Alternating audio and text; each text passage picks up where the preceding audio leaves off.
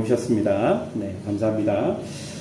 저의 노트북 안에는 2011년부터 대구에서 사역할 때 작성한 설교가 아직도 남아 있습니다.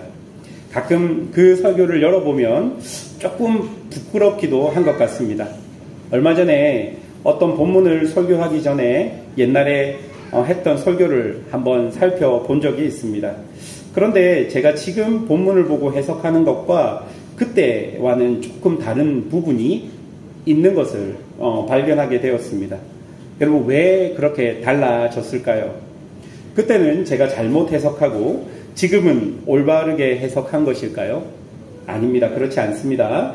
10년 동안이라는 이 시간 동안 성경도 더 깊이, 더 많이 학자들에 의해서 연구되었고, 그리고 설교자인 저 역시 10년이라는 시간 동안 더 발전했기 때문에 당연히 그때와 지금은 달라져야 한다고 생각합니다.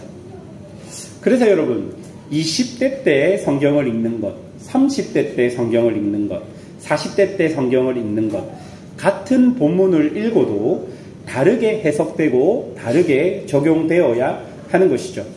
저는 이것이 말씀이 살아있다는 증거라고 생각합니다. 상황마다, 시대마다, 사람마다 같은 말씀을 보지만 다른 해석과 다른 적용들이 있고, 그 속에서 그 상황에 맞는, 시대에 맞는 은혜가 있는 것이죠. 물론 여러분, 성경은 변하지 않는 진리가 그 속에 분명히 있습니다. 하지만 변해야 하는 상황도 우리 안에 있는 것이죠. 제가 만난 사람들 중에 제일 무서웠던 사람들은 자신이 오직 성경으로, 자신이 무조건적인 진리를 가지고 있다 생각하는 사람들이었습니다. 오늘 본문을 보면 그런 생각을 가진 사람들과 비슷한 사람들이 등장합니다. 여기에 대해 예수님은 어떤 말씀을 주시는지 한번 살펴보도록 하겠습니다. 오늘 본문을 보면 예수님께서 안식일에 회당에서 가르치고 계십니다. 그런데 여러분, 11절을 보시면요, 그 회당 안에는 18해 동안 귀신에 들려 앓으며 고부라져 조금도 허리를 펴지 못하는 여자가 있었다라고 기록합니다. 11절에 보면 우리가 조금 살펴보아야 할 동사가 귀신에 들렸다라는 동사입니다. 여러분, 이 귀신에 들렸다라는 이 동사는 다른 복음서에 나오는 악령에 사로잡혔다라는 동사는 아닙니다. 단어가 좀 달라요. 이 동사는 단순히 정신적으로나 혹은 영적으로 귀신에 들린 사람들을 나타내는 동사가 아니라 오랫동안 어떤 상황 속에서 점점 더 자신이 약해지는 그런 영적 억압을 받은 그 단어를 나타내는, 그 현상을 나타내는 단어입니다. 그러니까 여기서 귀신에 들렸다고 해서 지금 이 여자가 이렇게 꼬부러져 있는 게 어떤 다른 복음서에 나오는 내용처럼 귀신에 들려서 이렇게 됐다라고 보기보다는 어떻게, 무엇인지를 모르겠지만 이 여자를 영적으로 억압하고 있다, 이렇게 보는 것이 더 분명한 해석일 것 같습니다. 저는 이 본문을 읽으면서 이런 상황이 이 회당과 더 나아가서 지금 유대 전역의 종교적인 혹은 영적인 상황을 말해주고 있는 듯 보였습니다. 하나님의 백성이라는 유대인들은 자신들의 종교적인 정체성을 지키기 위해서 여러 분파들을 만들어서 그 공동체 안에 세속화를 막고 종교적 전통을 지키기 위해 엄청나게 노력하고 있었습니다. 성경의 역사적으로 보면 말라기가 끝나고 복음서가 시작되기까지 400년의 침묵기 동안 성전은 제우스 신상이 세워지기도 하고 제단에 제물로 드리면 안 되는 돼지와 같은 부정한 동물들이 제물로 바쳐지기도 하였습니다. 그래서 여러분, 이 어간에 바리새인들이 생겨났고 그들은 모세오경과 율법과 해당을 중심으로 자신들의 종교를 지켰던 것이죠. 그런데 여러분, 어떻게 되었습니까? 시간이 지나면서 제사장을 중심으로 한 사두개인이라는 사람들은 로마와 결탁해서 정치적인 세력으로 변질되어 버렸고, 아까 본인들의 종교의 정체성과 거룩성을 지키기 위해 만들어진 바리새인 역시 막강한 세력으로 점점 엘리트주의와 교만에 빠져서 더 이상 종교적으로 유대인들을 이끌지 못하게 된 것입니다. 그래서 저는 11절에 귀신에 들려라는 이 단어가 보여주는 것은 이런 종교적인 역할을 감당해야 하는 사두개인이나 혹은 바리새인과 같은 그 종교를 지키고 있는 사람들이 그 역할들을 잘 감당하지 못해서 그들이 지키는 종교가, 그들이 지키는 율법이 오히려 사람들을 더 병악하게, 더 영적으로 억압받게 만들고 있는 것처럼 보였다는 것입니다. 여러분 11절에 나오는 18해 동안 허리가 굽어 있는 이 여인, 여러분 사회 속에서 종교적으로 어떤 취급을 받았을 것 같습니까 여러분? 제가 어떤 주석을 살펴보니까 이렇게 기록하고 있었습니다. 잘 들어보십시오. 유대 사회에서 여인은 본래부터 주변부의 존재였고 병든 여인은 종교적으로도 부정한 자로 간주되었다. 따라서 이 여인은 단지 고통받는 병자가 아니라 구조적으로 배제된 한 인간의 전형이다. 여러분 어떻습니까? 그 시대에 그들은 자신들의 종교를 거룩하게 지킨다는 명목으로 자신들이 만들어 놓은 기준과 틀에 의해 이 18해 동안 오부러져 있는 이 여인을 배제하고 차별했던 것이죠. 그 표현이 귀신에 들려라는 단어 안에 녹아져 있는 것입니다. 여러분 이 11절을 제가 읽으면서 제가 어떤 드라마의 대사가 생각났습니다. 여러분 제가 지금 읊어주는 드라마 대사가 어떤 드라마인지 알면 여러분 정말 대단한 건데 한번 저는 이걸 보면서 이런 드라마 대사가 생각났습니다. 한번 들어보십시오. 귀하가 구하려는 조선에는 누가 사는 거요? 백정은 살 수 있어? 노비도 살 수 있어. 여러분 어떤 드라마인지 기억하십니까? 여러분 제가 동일하게 여러분에게 여쭈어보고 싶습니다. 여러분 우리가 믿는 이 신앙은 내가 미워하는 사람들과 함께할 수 있는 신앙이십니까? 내가 증오하는 사람들과는 함께할 수 있습니까? 나에게 실수한 사람들과 혹은 나를 억울하게 만드는 사람들과 아니면 사회적으로 지탄받는 사람들과 아니면 실패해서 삶이 무너진 사람들과 아니면 동성애자들과 아니면 이슬람들과 그들과 함께 할 수 있습니까? 언제부터인가 기독교가 차별과 증오, 배제의 주체가 되어버렸습니다. 예수의 이름으로 선을 긋고 내 편이 아닌 사람들을 배제하고 혐오하기 시작했습니다. 예수의 이름으로 사람을 죽이고 예수의 이름으로 다른 사람들의 삶을 파괴하는 것을 아무렇지 않게 생각합니다. 사회가 함께 정해놓은 규칙을 무시하고 폭력과 세력으로 다른 사람들을 위협합니다. 그리고 그것이 거룩을 지키기 위한 방법이라고, 우리의 신앙을 지키기 위한 수단이라고 말합니다. 여러분, 이게 우리의 모습이지 않을까요? 여러분, 이게 극단적인 폭탄 테러를 하는 이슬람과 뭐가 다르겠습니까? 18해 동안 고부라져 조금도 펴지 못하는 여인조차 지킬 수 없고 품을 수 없는 그 종교가 과연 무엇을 할 수 있겠습니까? 예수님께서는 회당에서 가르치면서 그 여인을 보았습니다. 그리고 그 여인을 불렀습니다. 12절과 13절 함께 읽어보겠습니다. 12절과 13절입니다. 예수께서 보시고 불러 이르시되 여자여 내가 내 병에서 놓였다 하시고 안수하시니 여자가 곧 펴고 하나님께 영광을 돌리는지라. 여러분 여기서 우리가 잘 보아야 하는 것은 예수님께서 그 어떤 다른 행위도 없이 말씀만으로 그 여인을 치유하셨다는 것입니다. 여러분 이것이 보여주는 것이 무엇인 줄 아십니까? 하나님께서 말씀으로 창조하신 그 창조가 예수님을 통해 지금 이 땅에 새 창조로 나타나고 있는 모습입니다.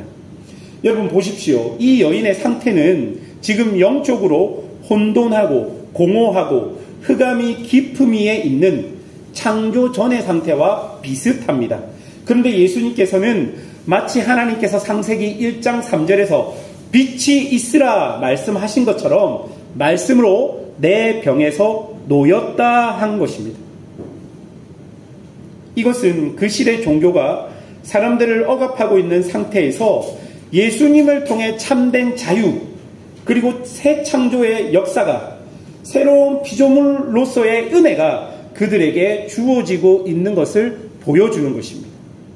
예수님을 통해 새로운 창조가 지금 그 여인에게 이루어진 것입니다. 이제 종교적 억압이 가득했던 회당과 그 속에 혼돈으로 휩싸여 있던 여인은 예수님으로 인해서 참된 자유와 참된 해방을 얻게 된 것입니다. 그런데 그곳에 회당장이라고 하는 사람의 반응이 어떠합니까? 14절입니다. 회당장이 예수께서 안식일에 병 고치는 것을 분을 내어 무리에게 이르시되 일할 날이 엿새가 있으니 그동안에 와서 고침을 받을 것이요 안식일에는 하지 말 것이라 하거늘. 여러분, 이 회당장의 말은 신명기 5장 13절 엿새 동안은 힘써 내 모든 일을 행할 것이나에 근거하여 말하고 있는 것입니다. 여러분, 이 회당장은 지금 어떤 말을 합니까? 몸이 굽어 있는 여자의 장애는 치료가 필요하다라는 것은 인정합니다. 그런데 18년 동안이나 18해 동안 장애를 안고도 생존할 수 있었다면 당장 생명이 위협받는 상황도 아닌데, 지금은 안식일인데 이 안식일이 지나고 내일까지 기다렸다가 치료해도 되는데 왜 굳이 안식일 준수의 율법을 어기면서까지 이렇게 병고침을 하고 있냐라는 그 말인 것이죠. 여러분, 이 말을 들으니까 좀 이상하게 설득되지 않습니까? 맞는 말 같지 않습니까? 왜 굳이 안식일이어야 합니까? 다른 날에 하면 안식일의 율법도 어기지 않고 그리고 병자도 고칠 수 있지 않습니까? 당장 몇 시간만 지나면 돼요. 지금 안식일에 굳이 예수님께서 여자에게 병이 나았다 안 하고 한 12시간 기다렸다가 그 여인을 다시 불러서 병이 나았다 하면 오늘 같은 이런 논란은 없지 않겠습니까? 지금 회당장이 그 말을 하는 거예요. 6해 동안 6일 동안 열심히 일하라고 율법이 얘기했으니까 6일 동안 열심히 일할 때 고쳐주고 좀 이 안식일은 율법에 맞게 좀 아무 일도 안 하고 그렇게 하면 안 되냐 그 말입니다. 다른 날 하면 누이도 좋고 매부도 좋고 안식일 규정도 안 어기고 병으로 고통받는 사람도 고치고 다 만족할 만한 묘안같이 들리는 것이 이 회당장의 말이었습니다. 그런데 예수님께서는 뭐라고 하십니까? 15절과 16절입니다. 예수님의 말씀 함께 보겠습니다. 15절 16절 주께서 대답하여 이르시되 외식하는 자들아 너희가 각각 안식일에 자기의 소나 나귀를 외양간에서 풀어내어 이끌고 가서 물을 먹이지 아니하느냐. 그러면 18해 동안 사단에 매임 바 된 이 아브라함의 딸을 안식일에 이 매임에서 푸는 것이 합당하지 아니하냐.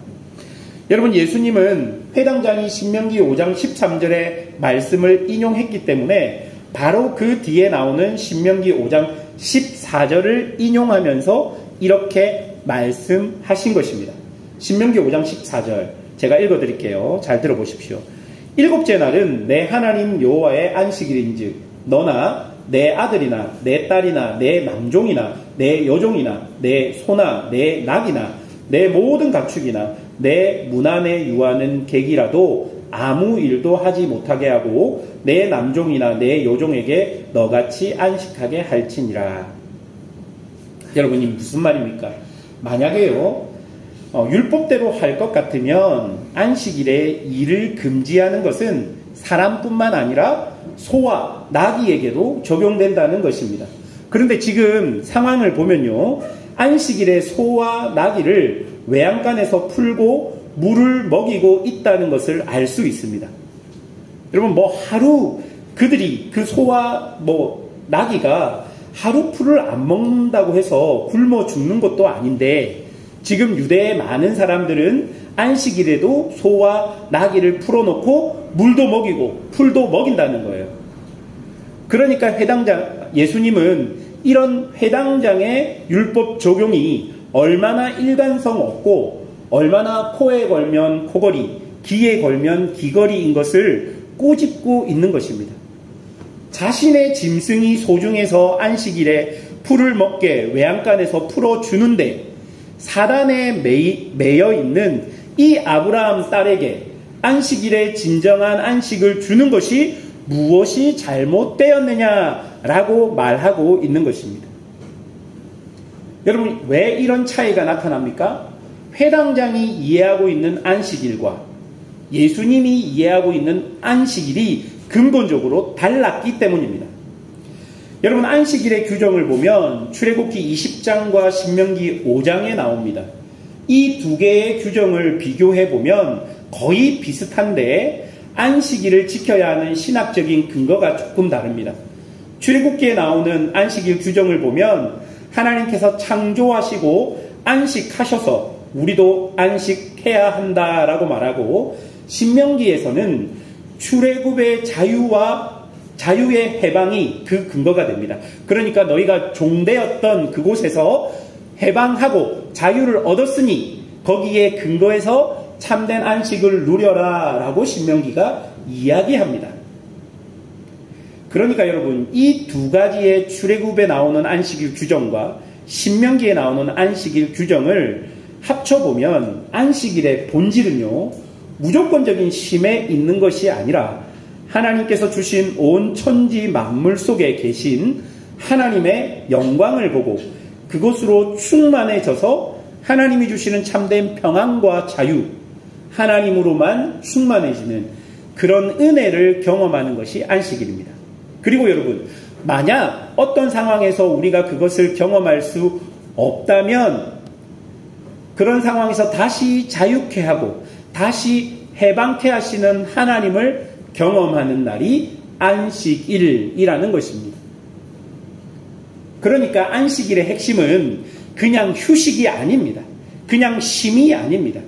안식일의 핵심은, 안식일의 주인은 하나님이라는 것을 안식일 규정이 우리에게 알려주고 있는 거예요. 그럼 여러분, 왜 안식일은 멈추어야 합니까? 왜 안식일은 쉬어야 합니까?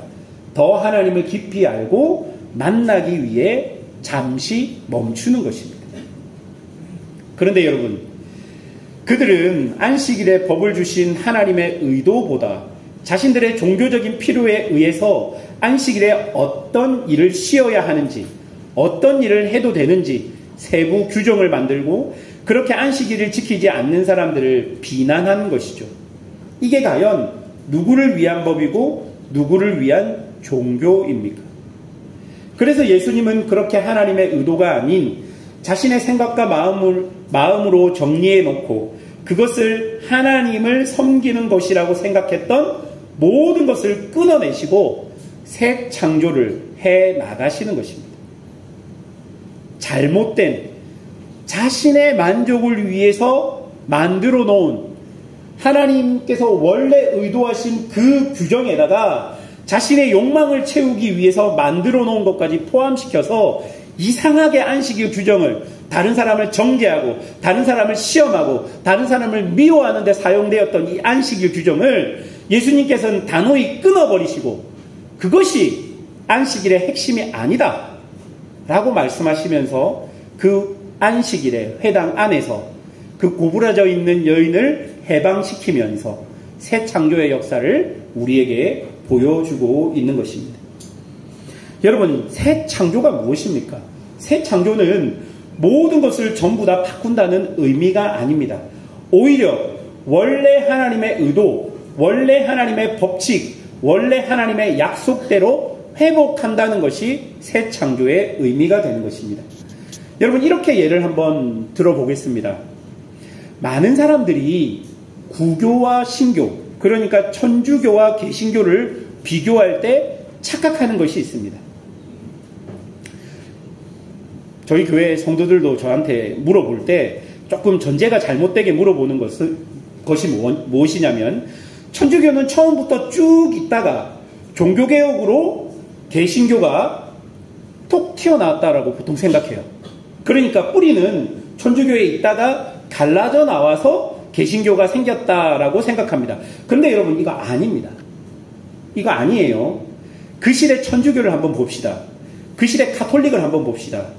기독교가 로마의 국교가 되고 난 뒤에 교회 안에 세상이 엄청나게 밀려 들어왔습니다.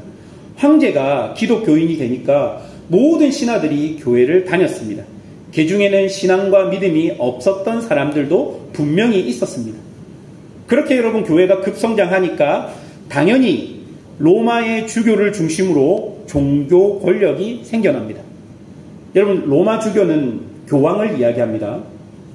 그러니까 이 로마 주교가 누가 될지, 어떤 사람이 될지가 초미의 관심사가 됩니다. 그래서 로마 주교를 세우기 위해서 돈과 권력이 야합하기도 하고, 그리고 유력한 가문이 로마의 주교를 세우기도 합니다. 여러분, 이것이 종교개혁이 일어나기 전의 상황입니다. 각종 마녀 사냥들이 일어났고, 사제들이 타락했고, 면죄부를 판매함으로 말미암아 더 이상 그 시대 교회는 성경 속에 있었던 초대교회를 이은 공동체가 아니었던 것입니다. 여러분, 그때 사제였던 루터가 다시 근원으로 돌아가자라는 구호 아래 오직 성경, 오직 은혜, 오직 믿음, 오직 그리스도, 오직 하나님께 영광이라는 그 핵심을 가지고 종교개혁을 단행한 것입니다. 그래서 루터가 종교개혁을 시작하면서 예수의 이름으로 로마 주교인 교황을 파면시켜버립니다. 그리고 다시 끊어진 초대교회의 전통을 이어나가겠다고 결심한 것이죠. 그래서 종교개혁을 공부하다 보면 우리가 이렇게 개혁을 해서 톡 튀어나온 것이 아니라 중세 기독교는 초대교회와 끊어져 있었어요. 그것을 다시 이어붙인 게 종교개혁이라고 보통은 이해합니다. 물론 천주교에서는 다르게 이야기합니다. 사랑하는 여러분, 우리가 믿는 신앙은 계속 시대에 맞게 발전해 나가야 합니다. 언제까지 우리의 고정관념에 잡혀있는 그런 신앙으로는 우리의 삶에서 누구를 정죄하거나 누구를 핍박하거나 누구를 억압할 때 사용하는 신앙으로는 더 이상 우리의 신앙을 정의할 수 없다는 것입니다. 그렇게 발전해 나아갈 때 무엇이 핵심이 되어야 하겠습니까? 바로 하나님의 말씀인 성경입니다.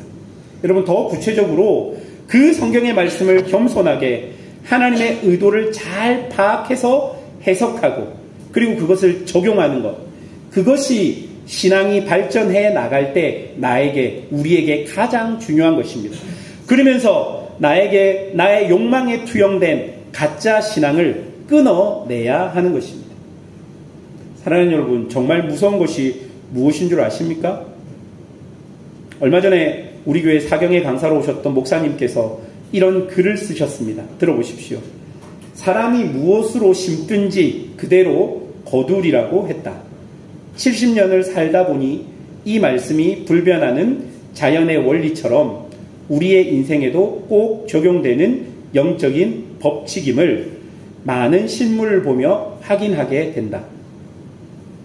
젊어서는 코람데오의 신앙을 조금이라도 진지하게 실천하려고 매일 자신을 돌아보고 회개하며 순전하게 살려고 부단히 몸부림친 사람과 코람데오의 정신을 입으로만 우려먹고 행위로는 내팽개치고 산 사람들의 간격은 세월이 지나면서 점점 더 크게 벌어진다.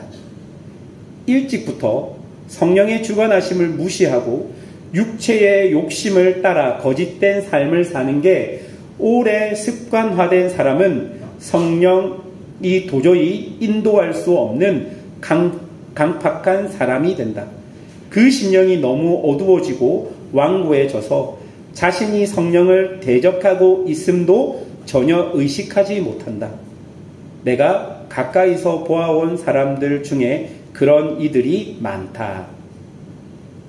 사랑하는 여러분, 회당장의 문제, 그 시대 종교의 문제, 그러니까 18해 동안 영적 억압 속에 있었던 사람조차 알아보지 못하고 관심 갖지 못하는 그런 문제는요, 작은 우리의 삶의 결정과 반복되는 일상 속에서 내가 하나님이 아닌 나의 욕망을 따라 살아간 것에서부터 시작되는 것입니다.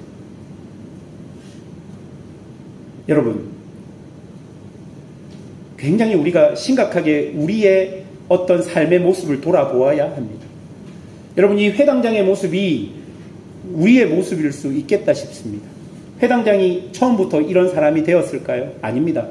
여러분의 삶에서 여러분이 신앙을 가지고 삶에도 불구하고 여러분의 양심에 꺼리낌이 있는 그 작은 결정들을 여러분의 삶에서 계속 쌓고 쌓이게 되면 결국은 하나님의 뜻조차, 하나님의 말씀조차, 하나님조차 보지 못하는 그런 사람이 되고 만다는 거예요. 나에게 일어나는 어떤 영적인 그런 생활 속에서 오래된, 잘못된 것들을 오래 따라가고 오래된 그것이 습관화되어 버리면 도저히 성령님께서 우리를 인도할 수 없는 그런 강팍한 사람이 되어버리고 마는 것이죠. 여러분의 일상의 삶이 어디를 쫓아가는지를 보십시오. 여러분의 욕망을 쫓아갑니까? 하나님의 말씀을 쫓아갑니까?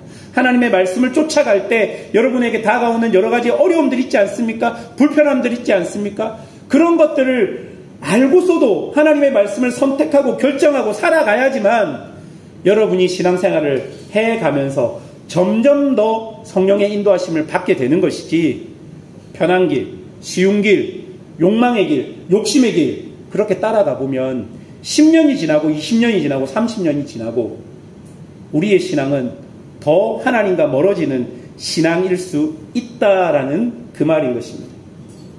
매일의 삶에서 작은 결정이라도 하나님 앞에서 선을 행하십시오. 그리고 옳은 선택을 하십시오.